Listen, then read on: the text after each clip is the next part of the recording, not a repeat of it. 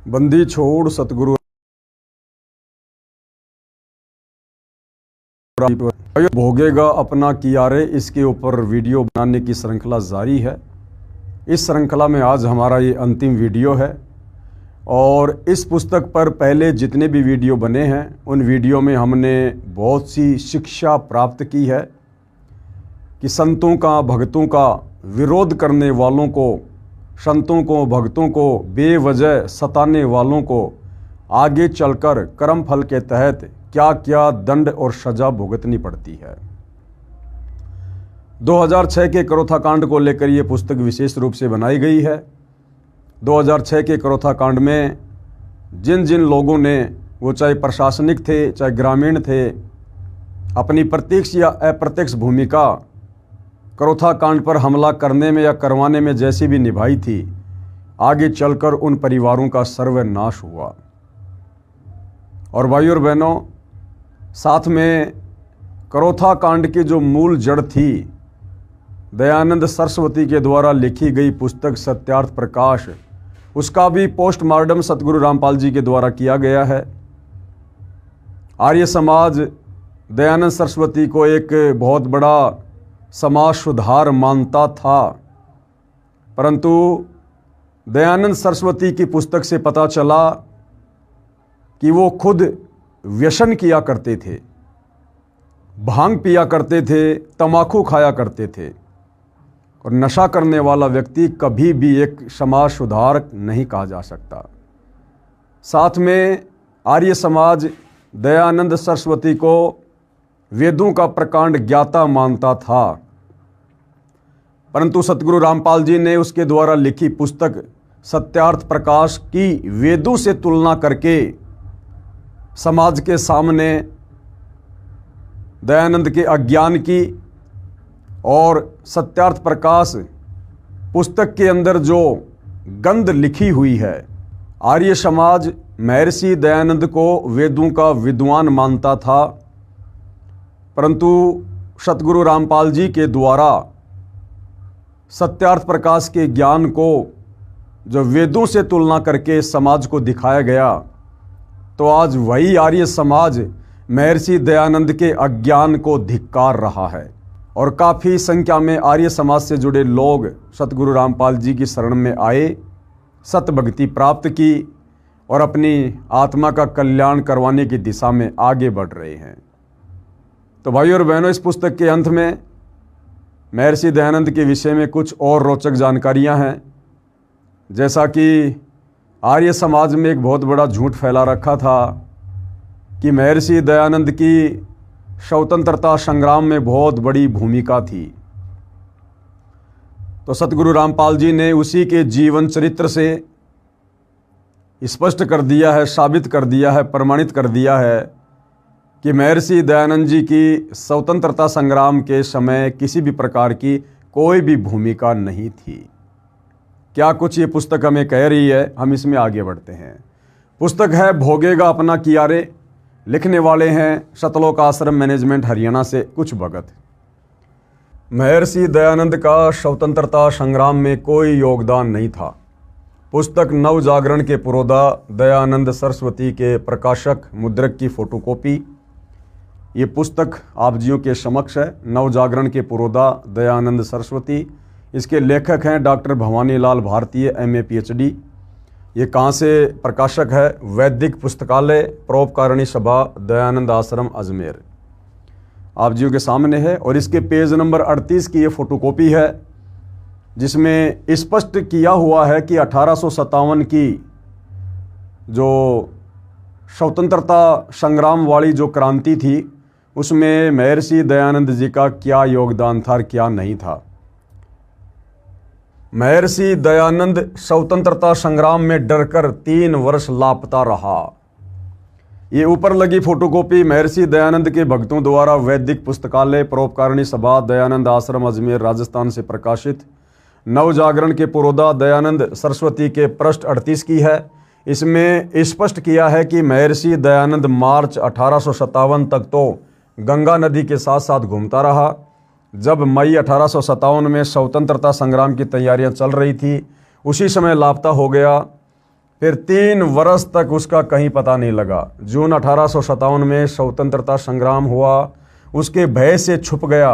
महर्षि की फोकट महिमा बनाई जाती रही कि स्वतंत्रता संग्राम में महर्षि दयानंद का बड़ा योगदान रहा।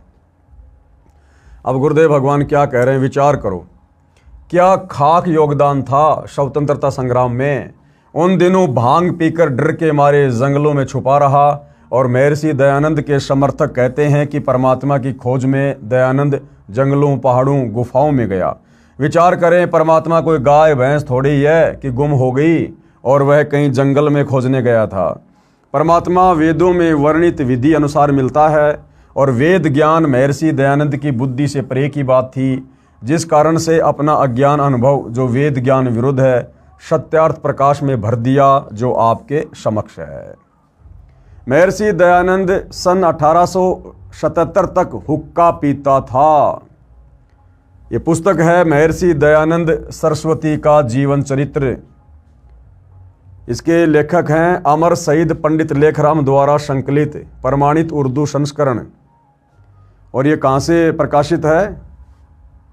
आर्ष साहित्य प्रचार ट्रस्ट, खारी बावली, दिल्ली।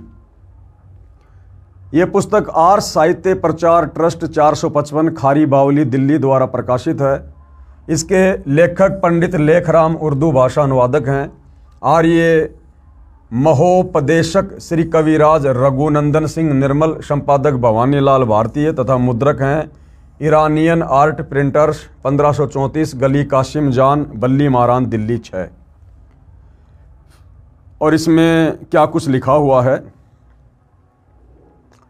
ये आप जी देख सकते हैं, पढ़ सकते हैं। इसमें पूरी व्याख्या दी हुई है। हम सीधा इसके सीधे से अनुवाद पे चलते हैं। ये फोटोकॉपी महर्षि दयानंद सरस्वती का जीवन चरित्र के पेज नंबर 285 की है। ये पुस्तक आर्ष साहित्य प्रचार ट्रस्ट 455 खारी बावली, दिल्ली द्वारा प्रकाशित है। इसके लेखक पंडित लेखराम उर्दू भाषा अनुवादक हैं। आर्य महोपदेशक श्री कविराज रघुनंदन सिंह निर्मल, संपादक हैं भवानीलाल भारती तथा मुद्रक हैं ईरानियन आर्ट प्रिंटर्स, 1534 गली कासिम जान, बल्ली मरान, दिल्ली 6। इस पेज नंबर 285 पर जो प्रकरण रेखा के नीचे लिखा है कि इस स्थान पर उर्दू संस्करण में स्वामी जी के हुक्का पीने के विषय में निम्नलिखित शब्दों में विवरण लिखा है। कैसे? इन दिनों स्वामी जी हुक्का पीते थे। एक भागीरथ पंडित जी ने प्रश्न किया कि ये जो तमाकू पीते हो इसके विषय में बताओ, अर्थात क्या वेद में कहीं हुक्का पीना लिखा है? स्वामी जी ने कहा कि वेद में कहीं निषेध है। जब उस व्यक्ति ने सवाल किया कि आप तो हुक्का पी रहे हो और आप कहते हो कि मैं समाज सुधारक हूँ, मैं भगत हूँ, क्या वेदों में कहीं हुक्का पीना लिखा है? परमात्मा का आदेश है। तो स्वामी जी कह रहा कि वेदों में कहीं कोई मनाही है क्या कि हुक्का मत पियो? स्वामी जी ने कहा कि वेद में कहीं निषेध है। इस पर थोड़ा सा विवाद हुआ। आखिरकार उसने कहा कि तुम सन्यासी होकर हुक्का पीते हो। स्वामी जी ने कहा कि यदि तू हुक्के से क्रुद्ध होता है तो ले, ये कहा और उसे तोड़ दिया। ये विवरण पृष्ठ की फोटोकॉपी का है, जिसका भावार्थ है कि एक भागीरथ पंडित ने स्वामी दयानंद से प्रश्न किया कि आप सन्यासी होकर हुक्का पीते हो, क्या वेद में हुक्का पीने की आज्ञा है? महर्षि दयानंद ने कहा कि वेद में हुक्का पीना मना भी तो नहीं किया है। फिर हुक्का तोड़ दिया। इससे स्पष्ट है कि महर्षि दयानंद सन 1877 तक भी तंबाकू का सेवन किया करते थे। एक हुक्का तोड़ने मात्र से संसार के हुक्के समाप्त नहीं हो गए, फिर खरीद लिया होगा। स्पष्ट है कि सन 1877 में महर्षि दयानंद जी हुक्का पीते थे। सन 1875 में आर्य समाज की स्थापना महर्षि दयानंद जी द्वारा की गई। स्वयं 2 वर्ष पश्चात तक हुक्का पी रहे थे, तंबाकू सेवन कर रहे थे। पूर्व में आप जी पढ़ चुके हैं कि महर्षि दयानंद भांग पीता था, तंबाकू खाता था, तंबाकू सूंघता था। स्वामी दयानंद खाक समाज का सुधारक था। इसी प्रश्न में रेखा के नीचे लेखक ने टिप्पणी की है कि हुक्का पीने की बात जो पंडित लेखराम जी के द्वारा लिखे जीवन चरित्र उर्दू संस्करण में लिखी है, उसके विषय में भ्रमित करने के लिए लिपापोती करते हुए अनुवादक ने कहा है कि वह विश्वसनीय नहीं लगती। इसी पुस्तक के प्रथम पृष्ठ पर लेखक के परिचय में कहा है कि यह उर्दू संस्करण पंडित लेखराम द्वारा सन 1897 में लिखा गया था। सन 1883 में स्वामी दयानंद जी का निधन हुआ था। भावार्थ है कि स्वामी दयानंद जी की मृत्यु के 14 वर्ष पश्चात ये उर्दू संस्करण वाला जीवन चरित्र लिखा गया था। ये भी लिखा है कि यह हिंदी में लिखा जीवन चरित्र प्रमाणिक तथा ग्रंथ उर्दू से लिया गया है, जो पंडित लेखराम द्वारा लिखा गया था। क्या अन्य सर्वे बातें जो इस ग्रंथ की विश्वसनीय हैं लेकिन हुक्का पीने वाली विश्वसनीय नहीं है? या तो सर्व ही अविश्वसनीय है, नहीं तो हुक्का पीने वाली भी सत्य ही है, क्योंकि उर्दू वाला सन 1897 का लिखा हुआ है। सत्य यही है कि महर्षि दयानंद को किसी वस्तु का परहेज नहीं था, ये किसी भी कसौटी में खरा व्यक्ति नहीं था।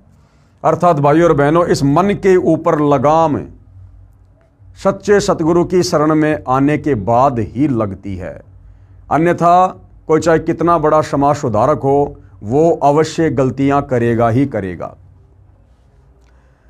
महर्षि दयानंद की दुर्गति से सन 1883 में मृत्यु। अब बताओ, भांग पीने वाले की, हुक्का पीने वाले की, तमाकू खाने वाले की दुर्गति से मौत नहीं होगी तो क्या भक्तों की होगी?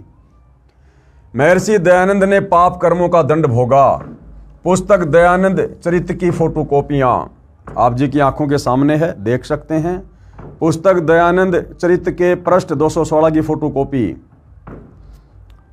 आश्विन मास में स्वामी जी को एक दिन ठंड लग गई। उस दिन बृहस्पतिवार और एकादशी थी। ठंड के कारण शरीर के अस्वस्थ होने से चतुर्दशी की रात को दयानंद केवल दुग्ध पान करके सोए। रात्रि में 2-3 बार वमन हुई, यानी उल्टी हुई, परंतु वह किसी से भी कुछ न कहकर स्वयं ही आचमन करके सोते रहे। प्रातःकाल उठकर भ्रमण करना दयानंद का दैनिक अभ्यास था, परंतु उस दिन अपेक्षाकृत विलंब से उठे और उठकर एक बार वमन हुई। इस प्रकार वमन पर वमन होने से दयानंद के मन में संदेह हुआ। उन्होंने इच्छापूर्वक बहुत सा जलपान करके और एक बार वमन की, परंतु उससे भी उनकी वमन वृत्ति नहीं हुई। तब दुर्गंध दूर करने के लिए उन्होंने कमरे में अग्नि जलाने के लिए कहा और उस अग्नि कुंड में धूप आदि सुगंधित द्रव्य डालने लगे। धूप आदि की सुगंध से वहाँ का दुर्गंध तो दूर हो गया, परंतु उनके पेट में शूल की पीड़ा आरंभ हो गई। इसलिए डॉक्टर सूरजमल को बुलाया गया। सूरजमल के पीड़ा की कथा को विस्तार पूछने पर स्वामी जी उदर की असह्य वेदना और पिपासा की कथा पुनः पुनः कहने लगे। यानी उनको बहुत ज़्यादा पीड़ा हो रही थी, पेट में दर्द हो रहा था, सहन नहीं हो रहा था। सारी बातें उन्होंने डॉक्टर को बताई।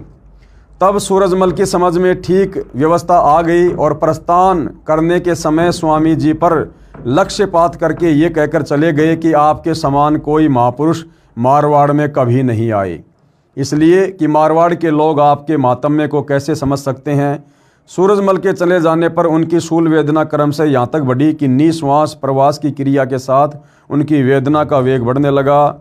सुतरा निश्वास प्रवास करना स्वामी जी के लिए विशेष क्लेशदायक हो गया। ये फोटोकॉपी दयानंद चरित्र नामक पुस्तक के पेज नंबर 216 की है। इसके लेखक हैं श्री देवेंद्र नाथ मुखोपाध्याय, जिन्होंने सन 1897 में बंगला भाषा में लिखा था। इसका अनुवाद सन 2000 में 103 वर्ष पश्चात बाबू घासीराम MA LLB ने हिंदी में किया, जिस पुस्तक के संपादक हैं डॉक्टर प्रोफेसर भवानीलाल भारतीय। इसके पेज नंबर 216 में लेखक ने स्पष्ट किया कि आश्विन मास यानी आशोज महीने की बदी एकादशी को महर्षि दयानंद को ठंड लग गई थी, जिस कारण से शरीर अस्वस्थ था। इसलिए 14 को रात्रि में केवल दूध पीकर सोया। रात्रि में उल्टियां लगी, फिर डॉक्टरों का आना आरंभ हुआ, लेकिन दवाइयों से कोई लाभ नहीं मिला। पेट का दर्द बढ़ता ही चला गया, क्योंकि भाई उनके पाप कर्म बहुत ज़्यादा बढ़ गए थे। श्वास लेना भी कठिन हो गया। इससे ये स्पष्ट हुआ कि महर्षि दयानंद की मृत्यु कांच या विष देने से नहीं हुई, बल्कि ठंड लगने से हुई। यानी दयानंद के शिष्यों ने यह झूठ फैला रखा था कि महर्षि जी की मृत्यु किसी ने उनको कांच पिला दिया, शीशा, जिस कारण से मृत्यु हुई है। जबकि हकीकत क्या है कि उनकी शीशा पिलाने से, कांच पिलाने से मृत्यु नहीं हुई, बीमारी से मृत्यु हुई तथा पाप बढ़ जाने के कारण से हुई। दूसरी दुर्दशाएं पुस्तक श्री मद दयानंद प्रकाश की फोटोकॉपियों में आप पढ़ेंगे कि ये व्यक्ति किस तरह दुर्गति को प्राप्त होकर सन 1883 में मरा, जिसे पढ़कर कलेजा मुंह को आता है। ये पुस्तक है दयानंद चरित्र। इसके पेज नंबर 217 की फोटोकॉपी है। आप जी देख सकते हैं, पढ़ सकते हैं। अच्छे से इसको सतगुरु रामपाल जी यहाँ पर लिखकर बता रहे हैं। इस पृष्ठ 217 की फोटोकॉपी में आप स्वयं पढ़िए महर्षि दयानंद की दुर्दशा। ये पेज नंबर 217 की फोटोकॉपी भी उपरोक्त पुस्तक दयानंद चरित्र से ली हुई है। पुस्तक श्री दयानंद प्रकाश के पृष्ठ 437 की फोटोकॉपी है। आप जियों के सामने सब कुछ लिखा हुआ है। ये फोटोकॉपी पुस्तक श्री दयानंद प्रकाश के पेज नंबर 437 के आंशिक विवरण की है। इसके लेखक व प्रकाशक तथा मुद्रक की भी फोटोकॉपी पहले लगा दी है। इसमें भी स्पष्ट है कि महर्षि दयानंद कई दिन से अस्वस्थ चल रहे थे। आश्विन बदी चतुर्दशी 14 संवत 1940 यानी सन 1883 को केवल दूध पीकर सोए। बस फिर उसके पाप ने इतना बल दिया कि उसको किसी भी औषधि से लाभ नहीं मिला। पाप अधिक बढ़ गया था, जिस कारण से औषधि विपरीत कार्य रिएक्शन करने लगी। आप पढ़िए आगे लगी फोटोकॉपियाँ जो पुस्तक श्री दयानंद प्रकाश की हैं, जो सार्वदेशिक आर्य प्रतिनिधि सभा 3/5 महर्षि दयानंद भवन नई दिल्ली से प्रकाशित है। पुस्तक श्री दयानंद प्रकाश के पेज नंबर 443 की फोटोकॉपी ये आप जियों के सामने है। उस समय डॉक्टर लक्ष्मण दास अजमेर जा रहे थे, परंतु उनका कलेजा इतना भर आया कि वे आबू मार्ग स्टेशन की ओर एक डग भी न उठा सके और महाराज के साथ साथ ही लौट पड़े। महाराज को कोई 15 दिन से हिचकियों का उपद्रव सता रहा था। उनके वेग से सारी आंतड़ियाँ तनी जाती थी। संपूर्ण शरीर में ऐठन सी हो रही थी। उधर तो बार बार की खिस से हाथ लगाने पर भी दुखता था, परंतु प्रेमी लक्ष्मण दास जी की चिकित्सा से यह उपद्रव दूसरे दिन दूर हो गया। अतिसार भी बंद हो गए। ये फोटोकॉपी पुस्तक श्री दयानंद प्रकाश के पेज नंबर 443 की है। इसमें लिखा है कि 15 दिन तक अतिसार दस्त लगे रहे, हिचकियां लगी रही, पेट को हाथ लगाने से भी दर्द होता था। पुस्तक श्री दयानंद प्रकाश के पेज नंबर 444 की फोटोकॉपी ये आप जियों के सामने है। आप जी देख सकते हैं। आबू से नीचे आते समय भगत लक्ष्मण को कई आर्य पुरुष ऊपर जाते मिले। उन्होंने भगत राज को पहचान कर उससे भगवान का समाचार, यानी महर्षि दयानंद को ये भगवान कह रहे हैं, तम्बाकू खाने वाले को, भांग पीने वाले को, भगवान का समाचार उतना ही आतुरता से पूछा जितनी से पांडु पुत्र ने श्री कृष्ण का उद्धव जी से पूछा था। भगत ने व्यर्थ में आंसू बहाते हुए कहा, भगवान की अवस्था अति शोचनीय है कि भाई भगवान का बचना बड़ा मुश्किल है।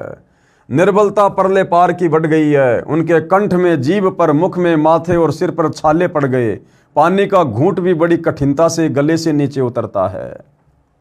ये फोटोकॉपी पुस्तक श्री दयानंद प्रकाश के पृष्ठ 444 के आंशिक विवरण की है।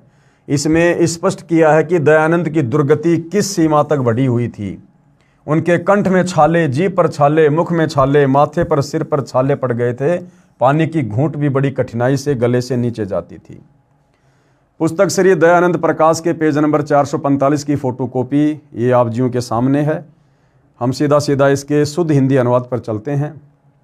ये फोटोकॉपी इस पुस्तक श्री दयानंद प्रकाश की है, जिसमें लिखा है कि उसका मलमूत्र वस्त्रों में ही निकल जाता था। दयानंद को अतिसार यानी दस्त लगे हुए थे। ठाकुर भूपाल सिंह के हाथों पर ही कई बार मलमूत्र निकल जाता था। यानी भाइयों और बहनों, जिसने वेदों के अर्थों का अनर्थ किया जानबूझकर, क्योंकि दयानंद सरस्वती ने वेद पढ़ने से पहले अपना अनुभव वेदों की बात कहकर सत्यार्थ प्रकाश नामक पुस्तक में लिख दिया और समाज में प्रकाशित करवा दिया। उसके बाद उन्होंने वेदों को पढ़ा और उन्होंने देखा कि मैंने तो सारा का सारा उल्टा ज्ञान, यानी वेदों के विपरीत ज्ञान सत्यार्थ प्रकाश में लिखकर समाज में भेज दिया है। अब उन्होंने सत्यार्थ प्रकाश के उस अज्ञान को स्वीकार करने में अपनी बेइज्जती समझी और अपनी बात को ऊपर रखने के लिए उन्होंने परमात्मा के संविधान को, यानी वेदों के अर्थों का अनर्थ कर दिया। परमात्मा का भयंकर दोषी बना, जिस कारण से ऐसी दुर्गति से उसकी अंत में तड़फ तड़फ कर मृत्यु हुई, ऐसी हालत हुई। इस प्रकार महापीड़ा को भुगत कर मृत्यु को प्राप्त हुआ। महर्षि दयानंद, धिक्कार है ऐसी भक्ति को तथा महर्षि को जिसे भगत के पाप कर्म का कष्ट समाप्त नहीं हुआ। ये और फोटोकॉपी है, यानी कैसे कैसे वो परेशान हो रहा था अंत के दिनों में। हम आगे पढ़ते हैं। ये फोटोकॉपी श्री मद दयानंद प्रकाश के पेज नंबर 446 447 के आंशिक प्रकरण की है। जिसमें लिखे विवरण को पढ़कर पता चलता है कि महर्षि दयानंद के ऊपर पाप कर्मों ने कैसा कहर बरसाया था। महर्षि दयानंद की दुर्दशा को देखकर कलेजा मुंह को आता है। आम आदमी यही सोचेगा कि इस व्यक्ति ने कितनी साधना की, फिर भी ऐसी दुर्दशा को प्राप्त होकर सन 1883 में 59 वर्ष की आयु में मरा। तो क्या रखा है भक्ति में, आम आदमी भी नास्तिक हो जाएगा। और काल भाई और बहनों यही चाहता है। काल पहले तो थोड़ी बहुत पूर्व जन्मों की भक्ति की शक्ति से उस व्यक्ति को बांस पे चढ़ा देता है। आम जीवों के सामने उसे महापुरुष अवतार बनाकर, भगवान बनाकर उसको सामने प्रस्तुत कर देता है। और अंत में जब उसकी भक्ति क्षीण होती है, उस व्यक्ति की ये काल ऐसी दुर्गति करवाता है, आम आदमी सोचने पर मजबूर हो जाता है कि भैया क्या रखा है भक्ति में, कुछ नहीं है, कहीं भगवान नहीं है, ये कितनी भक्ति करता था, कितना इसको ज्ञान था, हम तो इसके जितनी भक्ति कर ही नहीं सकते, फिर हमारा क्या होगा भक्ति करने से। काल यही चाहता है। लेकिन भाई और बहनों, परमात्मा उस काल का बाप है और परमात्मा ने किस प्रकार से भक्ति को जीवित रखना है और आगे किस प्रकार से परमात्मा ने भक्ति को शिखर पर चढ़ाना होता है, ये उन्हें भली भांति अच्छे से पता होता है। महर्षि दयानंद की दुर्गति का कारण क्या था? महर्षि दयानंद जी ने परमेश्वर कबीर जी की निंदा की तथा उनकी महिमा पर अनर्गल आक्षेप लगाए। प्रमाण के लिए पुस्तक सत्यार्थ प्रकाश के समोल्लास 11 में पेज नंबर 306-307 पर प्रकरण। प्रश्न, कबीर पंथी तो अच्छे हैं, यानी किसी ने सवाल किया दयानंद सरस्वती से कि कबीर पंथी तो अच्छे हैं। उत्तर महर्षि दयानंद का नहीं। उन्होंने कहा कि नहीं, कबीर पंथी कुछ भी अच्छे नहीं हैं। अधिक जानकारी के लिए पढ़िए पुस्तक सत्यार्थ प्रकाश। महर्षि दयानंद की दुर्दांत मृत्यु का कारण यह है कि श्रीमद् भगवद गीता अध्याय 16 श्लोक 23-24 में कहा है कि जो व्यक्ति शास्त्र विधि को त्याग कर मनमाना आचरण करता है वह न तो सुख को प्राप्त होता है, न परम गति को तथा न सिद्धि को ही प्राप्त होता है, अर्थात उसका जीवन व्यर्थ हो जाता है। इसलिए श्लोक 24 में कहा है कि अर्जुन, शास्त्रों में जो प्रमाण है उसी आधार से साधना करने से ही भक्ति का लाभ साधक को प्राप्त होता है। अब महर्षि दयानंद शास्त्रों के अनुसार कैसे भक्ति करता? उसने तो समाज में ये झूठ फैला दिया था कि परमात्मा निराकार है, परमात्मा एक देशीय नहीं है, परमात्मा की भक्ति करने से पाप नाश नहीं होते। तो भला फिर वो वेदों वाले ज्ञान के अनुसार भक्ति कैसे कर सकता था? महर्षि दयानंद को न तो वेदों का ज्ञान था न श्रीमद् भगवद गीता का, इसलिए हठयोग करके भांग आदि नशीली वस्तुओं का सेवन करके दीवार से कमर लगाकर बैठा रहता था। जनता बोली थी, वह ये सोचते कि बड़ा योगी पुरुष है और ये फोड़ रहा था अपने भाग्य को। ऐसे व्यक्ति के विषय में संत गरीबदास जी महाराज जी ने कहा है, गरीब डिम्ब करे डूंगर चढ़े अंतर जीनी झूल, जग जाने बंदगी करे ये बोवे सूल बबूल। डिम्ब करे डूंगर चढ़े, जैसे पहले के समय में ये बाबा लोग, ये तपस्या करने वाले, ये क्या करते थे, ऊंचे स्थान पर बैठते थे ताकि लोग आसानी से उसको देख सकें, उसके पाखंड को देख सकें। तो परमात्मा कहते हैं वो तो डिम्ब कर रहा है, डिम्ब यानी पाखंड कर रहा है। डिम्ब करे डूंगर चढ़े, ऊंचे स्थान पर जानबूझकर बैठा करते थे। और अंतर झीनी झूल, और उसके अंदर भक्ति नाम की छींट भी नहीं है। और जग जाने बंदगी करे, दुनिया दूर से देखकर सोचती है कि वाह वाह बाबा जी बड़ा भगत है, बड़ा भगत है, भक्ति कर रहा है।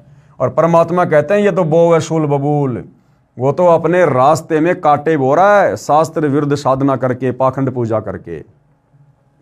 महर्षि दयानंद को स्वयं निश्चय नहीं था कि क्या साधना की जाए। उदाहरण, पुस्तक नव जागरण के पुरोधा दयानंद सरस्वती के पेज नंबर 93 पर लिखा है कि महर्षि दयानंद गायत्री मंत्र का जाप करने को कहते थे। पुस्तक नव जागरण के पुरोधा दयानंद सरस्वती के प्रश्न नंबर 93 की फोटोकॉपी ये आप जियों के सामने है। मार्ग शीर्ष मास में ही वे राम घाट से चलकर बेलोन जिला बुलंदशहर आ गए। खेरा नामक एक स्थान पर पीपल के पेड़ के नीचे निवास किया। यहाँ भी गायत्री जप के उपदेश का कार्य यथावत चलता रहा। गायत्री मंत्र से अनभिज्ञ लोगों को न केवल मंत्र का पाठ ही लिख कर देते, साथ ही उसके नीचे 1000 का अंक भी लिख देते, जिसका अर्थ होता था कि इस मंत्र का सहस्त्र बार अभिष्ट है, यानी 1000 बार इसका जाप करो गायत्री मंत्र का। ये फोटोकॉपी पुस्तक नव जागरण के पुरोधा दयानंद सरस्वती के पेज नंबर 93 की है। इसमें स्पष्ट है कि महर्षि दयानंद गायत्री मंत्र का जाप करने को कहा करते थे। जबकि भाई और बहनों, चारों वेदों में और गीता जी में केवल एक ओम नाम का जाप करने का आदेश है, जो कि ब्रह्म तक की साधना है। महर्षि दयानंद सरस्वती का जीवन चरित्र, जिसके लेखक हैं पंडित लेखराम तथा अनुवादक हैं श्री कविराज रघुनंदन निर्मल, प्रकाशक हैं आर्य समाज नयाबास दिल्ली 6। इसके पेज नंबर 62 पर लिखा है कि महर्षि दयानंद अपने चेलों को सच्चिदानंद नाम जाप करने को कहता था। अरे सच्चिदानंद तो उस कबीर परमात्मा की उपमात्मक पदवी का नाम है। पुस्तक जीवन चरित्र महर्षि दयानंद सरस्वती के पेज नंबर 62 की फोटोकॉपी। ये सारा सब कुछ है भाई और बहनों, आप देख सकते हैं। हम सीधा इसके सरल हिंदी अनुवाद पर चलते हैं। सत्यार्थ प्रकाश समोल्लास 11 पेज 263-264 में महर्षि दयानंद ने कहा है कि नाम जाप करने से कुछ नहीं होता। इससे सिद्ध है कि उन्होंने परमात्मा के नाम का जाप भी त्याग दिया था। देखिए photocopy Satyarth Prakash समोल्लास 11 page number 263-264 की, जिसमें नाम जाप को नकारा है तथा अपना अज्ञान विधान पुष्ट किया है कि केवल परमात्मा के गुणों का सुमरण करना चाहिए। सत्यार्थ प्रकाश समोल्लास 1 पेज नंबर 15 पर तथा यजुर्वेद अध्याय 40 मंत्र 15 के अनुवाद में स्पष्ट किया है कि जिस परमात्मा का नाम ओम है उसकी उपासना करें, यानी ओम नाम का जाप नहीं करना। ओम नाम जिसका है यानी काल का, उसकी उपासना करो। भावार्थ स्पष्ट है कि महर्षि दयानंद ओम नाम जाप करने के पक्ष में नहीं है। केवल हठयोग करना तथा भांग पीना, हुक्का पीना आदि बकवाद करके जीवन नाश कर गया तथा लाखों भोले अनुयायियों का जीवन नरक बना गया। मनमाना आचरण करके दयानंद की क्या दुर्दशा हुई, जो आप जी ने पढ़ ली है। सर्व मानव समाज से प्रार्थना है कि अब तो संभलो, करवा लो कल्याण, समय जा रहा है। भाई जिस भक्ति साधना को करते करते, जो कि शास्त्रों के विरुद्ध थी, महर्षि दयानंद की अंत में ऐसी दुर्गति हुई, तो भाई महर्षि दयानंद के पद चिन्हों पर चलने वाले आर्य समाजियों की यदि समय रहते सतगुरु रामपाल जी की शरण में आकर उनसे दीक्षा लेकर शास्त्र अनुकूल भक्ति शुरू नहीं की तो क्या दुर्दशा होगी, स्वयं सिद्ध है। परमात्मा कहते हैं ये संसार समझदा नाही, कहंदा शाम दोपहरे नो, गरीब दास ये है वक्त जात है रोग इस पैरे नो। एक बार यदि इस पवित्र महापुरुष सतगुरु रामपाल जी के चरण कमल इस पृथ्वी लोक से उठकर वापस निज लोक सतलोक चले गए, उसके बाद में फिर भक्ति नहीं है धरती पर, फिर मोक्ष प्राप्ति का अवसर नहीं मिलेगा। अब समय है, उनकी शरण में आओ और अपनी आत्मा का कल्याण करवाओ। भावार्थ है कि मानव जीवन बार बार नहीं मिलता। शास्त्र विधि त्याग कर मनमाना आचरण करने वाले व्यक्ति का जीवन नष्ट हो जाता है। उदाहरण के लिए महर्षि दयानंद जो आप देख चुके हैं, यह मानव जीवन का समय जा रहा है, फिर इस पैरे अर्थात समय को याद करके दयानंद की तरह रोया करोगे। उपरोक्त निर्णायक ज्ञान संत रामपाल जी महाराज द्वारा दिया गया है, जो एक अवतार ही कर सकता है, स्वयं परमात्मा ही कर सकता है, बता सकता है। इसलिए संत रामपाल जी महाराज इस धरती पर अवतार धारकर जन कल्याण के लिए शास्त्र विधि अनुसार साधना करवा रहे हैं। आप भी अविलंब प्राप्त करें, अपना तथा अपने परिवार व बंधुओं का भी कल्याण करवाएं। उसके बाद भाई और बहनों, ये यजुर्वेद अध्याय 40 मंत्र 15 की फोटोकॉपी है, जिसमें केवल एक ओम नाम के जाप का विधान है, जो वेदों के अनुसार भक्ति है। ये आप जी देख सकते हैं, साफ साफ लिखा हुआ है। ये फोटोकॉपी यजुर्वेद अध्याय 40 मंत्र 15 की है, जो महर्षि दयानंद द्वारा अनुवादित है। इसमें स्पष्ट है कि महर्षि दयानंद ने अनुवाद अनुचित किया है तथा सिद्ध किया है कि ओम नाम वाच्य अर्थात जिसका ओम नाम है उस ईश्वर का सुमरण कर, न कि ओम का। जबकि मंत्र 15 के मूल पाठ से स्पष्ट है कि ओम नाम का जाप करो भाई, विशेष कसक के साथ में करो और मानव जीवन का मुख्य कार्य जानकर करो। भावार्थ है कि ओम नाम का सुमरण कार्य करते करते करो, विशेष श्रद्धा के साथ सुमरण करो तथा मनुष्य जीवन का मुख्य कर्तव्य जानकर ओम नाम का सुमरण करो। ये है यथार्थ भाव यजुर्वेद अध्याय 40 मंत्र 15 का। और महर्षि दयानंद जी क्या कह रहे थे कि जिसका ओम नाम है उसका ध्यान लगाओ, ओम नाम का जाप नहीं करना, ओम नाम जिस भगवान का है उसका सुमरण करो। बिल्कुल वेदों के विपरीत अर्थ। महर्षि दयानंद ओम नाम के जाप के पक्ष में नहीं थे। अन्य प्रमाण सत्यार्थ प्रकाश समोल्लास 1 पृष्ठ 15 पर भी है। कृपया देखें फोटोकॉपी जो नीचे लगी है, इसमें भी स्पष्ट किया है कि ओम जिसका नाम है, जिसका नाश कभी नहीं होता, उसकी उपासना हठयोग करनी चाहिए, न कि ओम नाम का जाप। अब ओम नाम जिसका है भाई, वो तो काल है और काल अविनाशी नहीं है, उसका तो जन्म और मृत्यु दोनों है। ये प्रथम समोल्लास में लिख रखा उसने सत्यार्थ प्रकाश में, पेज नंबर 15 पर। ओम आदि नाम सार्थक है, जैसे ओख है, आगे क्या लिख रखा देख लेना भाई, आपके सामने है ये। आगे पुस्तक सत्यार्थ प्रकाश के समोल्लास 11 पेज नंबर 263 264 की फोटोकॉपी है। और इसमें सवाल किया है, परमेश्वर निराकार है, वह ध्यान में नहीं आ सकता, इसलिए मूर्ति का होना आवश्यक है। भला कुछ भी नहीं करें तो मूर्ति के सामने जाते हैं, तब कुछ परमेश्वर का स्मरण करते और नाम लेते हैं।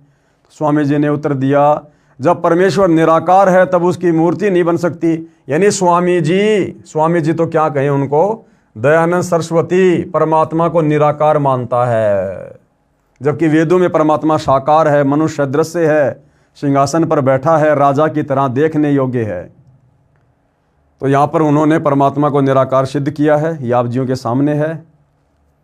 ये फोटोकॉपी सत्यार्थ प्रकाश के समोल्लास 11 पेज नंबर 263 264 के संबंधित प्रकरण की है। इनमें महर्षि दयानंद ने स्पष्ट किया है कि ईश्वर का नाम स्मरण नहीं करना चाहिए, केवल परमात्मा के गुणों का स्मरण करना चाहिए। उपरोक्त प्रमाणों से स्पष्ट हुआ कि महर्षि दयानंद ओम नाम का जाप भी नहीं करता था। यह भी स्पष्ट हुआ कि उनको निश्चय भी नहीं था कि परमात्मा प्राप्ति का मार्ग कौन सा है, इसलिए किसी को कहता था सच्चिदानंद नाम का जाप करो, किसी को कहता था गायत्री मंत्र 1000 बार जाप करो, किसी को कहता था कि ईश्वर का नाम स्मरण करने से कुछ नहीं होता। इसके विपरीत परिणाम स्वरूप नकली महर्षि दयानंद की दुर्गति से मृत्यु हुई और अधोगति को प्राप्त हुआ, यानी अकाल मौत हुई। नाम जाप से मोक्ष संभव है या नहीं है? महर्षि दयानंद जी ने स्पष्ट किया है कि किसी मंत्र अर्थात ओम राम आदि से कोई लाभ नहीं होता। उदाहरण भी दिया है कि मिश्री कहने से मुख मीठा नहीं होता। सूक्ष्म वेद में परमात्मा ने कहा कि मिश्री कहने से मिश्री का गुण तो प्राप्त नहीं होता, परंतु मिश्री जिस पदार्थ से मुख मीठा होता है उसको प्राप्त करने के लिए मिश्री नाम जाप करना पड़ेगा। जैसे मिश्री लेने के लिए बाजार में गए, हम वहाँ जाकर कहेंगे कि मिश्री देना तो मिश्री मिलेगी। यदि हम कुछ नाम मिश्री बोलेंगे नहीं और मिश्री के गुणों का मन ही मन में चिंतन करते रहेंगे तो मिश्री नहीं मिलेगी। मिश्री को प्राप्त करने के लिए मिश्री के नाम का जाप करना ही पड़ेगा। ठीक इसी प्रकार परमात्मा प्राप्ति के लिए राम का नाम जाप करना पड़ेगा। कौन सा राम? आदि राम, कबीर राम, वो सार नाम जाप करना पड़ेगा, सतनाम जाप करना पड़ेगा, तब वह परमात्मा प्राप्त होगा जिसमें वे सर्व गुण हैं जिनके लिए परमात्मा को प्राप्त करना चाहते हैं। परंतु राम का नाम भी वास्तविक हो, दशरथ पुत्र वाला नाम नहीं चलेगा, राम राम राम राम राम। यदि वास्तविक नाम नहीं है तो भी परमात्मा प्राप्ति नहीं हो सकती। जैसे मिश्री के स्थान पर हम मटर मटर मांगेंगे तो मटरी मिलेगी, मिश्री नहीं। मिश्री के लिए मिश्री नाम ही उच्चारण करना पड़ेगा। उदाहरण दिया गुरुदेव भगवान ने, जो हमने पहले भी पढ़ा था। एक ग्रामीण व्यक्ति का लड़का दिल्ली की कॉलोनी दरियागंज में नौकरी करता था। वह मकान किराए पर लेकर परिवार सहित रह रहा था। एक दिन उसके पिताजी ने उसके पास मिलने के लिए जाना चाहा। उसका पता था दरियागंज हनुमान मंदिर के सामने, मकान नंबर फला फला। पिताजी ने दिल्ली में जाकर पूछा कि गशागंज कहाँ पर है। वहाँ के व्यक्तियों ने कहा कि गशागंज नाम की कोई कॉलोनी नहीं है। सारा दिन भटक कर पिताजी वापस घर लौट आया। लड़के ने घर जाकर पूछा कि पिताजी आप आए नहीं, मैं आपका इंतज़ार कर रहा था। पिता ने उत्तर दिया कि बेटा मैं सारी दिल्ली में पूछता रहा, किसी ने गशागंज नहीं बताया। लड़के ने कहा पिताजी आपने दरियागंज पूछना था, तब मिलता। पिताजी ने कहा कि भाई दरियागंज और गशागंज एक ही तो है। विशेष हरियाणा प्रांत के फरीदाबाद जिले के व्यक्ति दलिए यानी खिचड़ी को दरिया तथा गशा कहते हैं, इसलिए उस ग्रामीण ने दरियागंज के स्थान पर गशागंज नाम से लड़के का मकान खोजना चाहा, जो नहीं मिला। इसलिए वह मकान दरियागंज वास्तविक नाम से पुकारने से ही मिलना था। ठीक इसी प्रकार परमात्मा को भी उसके असली शास्त्र सम्मत नाम से पुकारेंगे तभी मिलेगा। अब राम का वास्तविक नाम कौन सा है, उसके लिए कृपया पढ़िए पुस्तक ज्ञान गंगा। पुस्तक प्राप्ति के लिए इन नंबरों पर संपर्क करें। मेरे पूज्य गुरुदेव स्वामी राम देवानंद जी महाराज 108 वर्ष की आयु पूर्ण करके सतनाम 2 अक्षर का स्मरण करते करते शरीर त्याग गए। मेरे दादा गुरुजी पंडित चिदानंद जी, जिनका आश्रम गांव गोपालपुर में तहसील खरकोदा जिला सोनीपत हरियाणा प्रांत में है, 80 वर्ष की आयु में नाम स्मरण करते करते बैठे बैठे शरीर छोड़कर गए। मेरे परम पूज्य परमेश्वर कबीर जी 120 वर्ष की लीलामय आयु में सशरीर सौधाम चले गए। गांव बरहाना में मौत का तांडव, यानी करोथा कांड के बाद करोथा वाले हमले में जिन जिन गांवों के लोगों ने जिस प्रकार की भी गलत भूमिका किसी के बहकावे में आकर या काल प्रेरणा से करोथा कांड के समय निभाई, उन परिवारों के ऊपर आगे चलकर कितना पहाड़ टूटा, परिवार के परिवार सर्वनाश को प्राप्त हुए, ये कुछ यहाँ पर जिक्र किए गए हैं जो हम पहले पढ़ चुके हैं। ये नाम है उसका, उसके पिता का नाम है, और मोटरसाइकिल में दुर्घटना हुई। ये संतु है, जगते उसके पिता का नाम है, हार्ट अटैक से मौत हुई। इस प्रकार से भाई और बहनों सभी को अपना कर्मफल भोगना पड़ा है।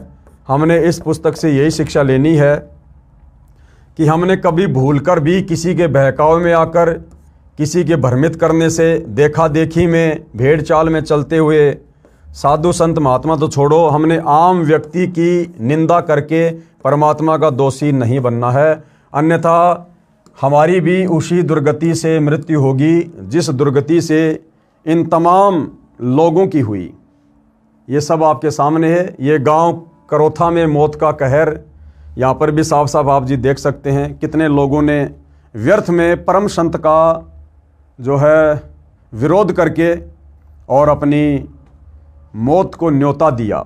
विशेष पुस्तक विस्तार के कारण और नहीं लिख रहे हैं, अन्यथा और भी सैकड़ों प्रमाण है। समझदार को चाहिए कि गांव में हो रहे कहर से बचने का उपाय करें, किसी की आत्मा नहीं दुखाएं, संत रामपाल जी महाराज के प्रवचन सुने, किसी की बातों में आकर अपने कर्म खराब ना करें। धन्यवाद। तो भाई और बहनों, गुरुदेव भगवान के आशीर्वाद से ये पुस्तक भोगेगा अपना कियारे, इसके ऊपर वीडियो बनाने की श्रृंखला समाप्त हुई और आप जी भली बात ही समझ गए होंगे कि आप और हमें इस पुस्तक पर बने 9-10 वीडियो से क्या शिक्षा मिली है। हमने उन बातों को याद रखना है और हमने निकट भविष्य में भक्ति मार्ग पर उन गलतियों को नहीं करना है जो गलतियां हमारे से पहले हमारे बड़े बड़े समझे जाने वाले भगत भाई बहन जो शतलोक आश्रम मैनेजमेंट से जुड़े हैं उन लोगों ने की है। तो आप और हमने सावधान रहना है। परमात्मा सतगुरु रामपाल जी की भक्ति को हमने हल्के में नहीं लेना है, मर्यादाओं को बहुत ही ज़्यादा सीरियस लेकर चलना है। और यदि उनके रहते सहते हमारी आत्मा का कल्याण नहीं हुआ, हमें मोक्ष प्राप्त नहीं हुआ, तो भाई और बहनों उनके सतलोक जाने के बाद हम कतई मोक्ष की उम्मीद ना करें। इसलिए पूरी तैयारी रखिए कि मेरा शरीर मेरे गुरुदेव भगवान के धरती पर रहते सहते छूट जाए। यदि आपका शरीर गुरुदेव भगवान के रहते सहते समाप्त नहीं होता है तो भाई और बहनों बड़ा मुश्किल होगा सतलोक का सफर तय करना। उसके बाद वही आत्मा सतलोक जा सकती है जिसने गुरुदेव के रहते सहते उपदेश ले लिया, और उपदेश लेने के बाद यदि उसके गुरुदेव उससे पहले सतलोक चले गए तो फिर उस भगत ने भाई और बहनों आजीवन तगड़े तरीके से मर्यादा में रहना पड़ेगा। अगर जरा भी मर्यादा भंग हुई, कोई भी नियम टूटा, जानबूझ के छोटी सी भी गलती की, वो भगत फिर अपने गुरुदेव की गैर हाजिरी में सतलोक जाने की उम्मीद ना करे। इसलिए भाई और बहनों गुरुदेव भगवान के रहते सहते हम इतनी कोशिश करें, इतना प्रयास करें, ऐसी भक्ति करें कि इस भक्ति के करने से हमारा गुरु भी हम पर प्रसन्न हो और इस काल लोक की जो ये मोह ममता की मोटी दीवार है, काम क्रोध लोभ मोह अहंकार की, ये भी झड़ जाए और गुरुदेव भगवान हमें इस पृथ्वी पर रहते सहते अपने विमान में बैठाकर सतलोक के लिए प्रस्थान कर दें। तो भाई और बहनों गुरुदेव के आशीर्वाद से इस पुस्तक पर वीडियो बनाने की श्रृंखला समाप्त हुई। आगे परमात्मा जैसी भी दया करेंगे, किसी अन्य पुस्तक के ऊपर वीडियो बनाने की प्रेरणा करेंगे, अवश्य हम उनकी सेवा में हाजिर होंगे। तब तक गुरुदेव भगवान हम सबको आशीर्वाद दे, आज्ञा दे, सद्बुद्धि दे।